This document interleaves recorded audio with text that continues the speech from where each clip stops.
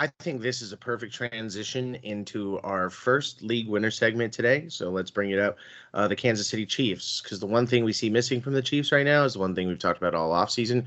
Who is going to emerge as that second receiving target next to Travis Kelce, a.k.a. who's going to be the Chiefs wide receiver one? Travis Kelce. Last year was Juju. Exactly. That's hence the quotes. Oh, got it. Got it. Who's going to be the wide receiver 2 in Kansas City? Yes, exactly. So, man, there's a lot of garbage here. Mike Evans. But there's one piece of garbage that looks a little shiny in the moonlight. And I brought him up a couple weeks ago. And I know Brandon brought him up during the draft as like one of those guys we talk about fit here a lot and situation. And Rashee Rice, I mean, I think that's my guy. Like right now, Sky Moore, Kadarius Toney, and even Valdez-Scantling, like they're out there. They're getting opportunities to be the one, but the guy that keeps popping up in big moments, and he had a touchdown called back last game.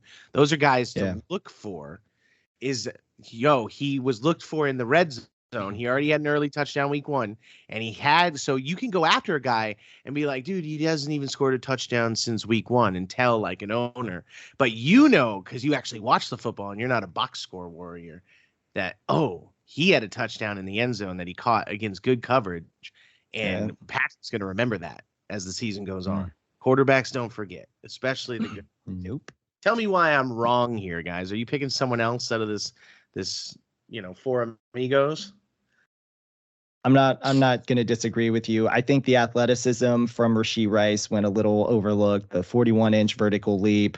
He had a great broad jump at the combine. He's got 4.5 speed. This is a dude that in this offense can excel, especially you bring up the red zone situations. He has the size to make the plays in the red zone. He's got the vertical jump to make the plays in the red zone. So it all correlates. And then when you look at his film in college, he was doing a ton of that in college. He's making plays over dudes. He's making plays in the red zone, bodying people and things like that. So I'm with you. I'm in your corner. And I think as a fantasy football person, he is a huge stash early right now. He's a guy you got to go get. Same.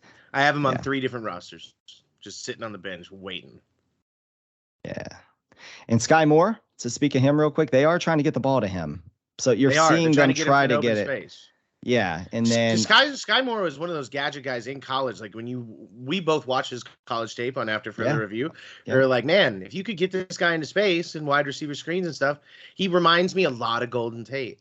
Just like when he catches the ball and after he runs, the catch, like a running back. Yep. He reminds me a lot of Golden Tate. So if they figure out a way, and Andy Reid's usually good at figuring out how to get those guys into space. So I think it's just a matter of time.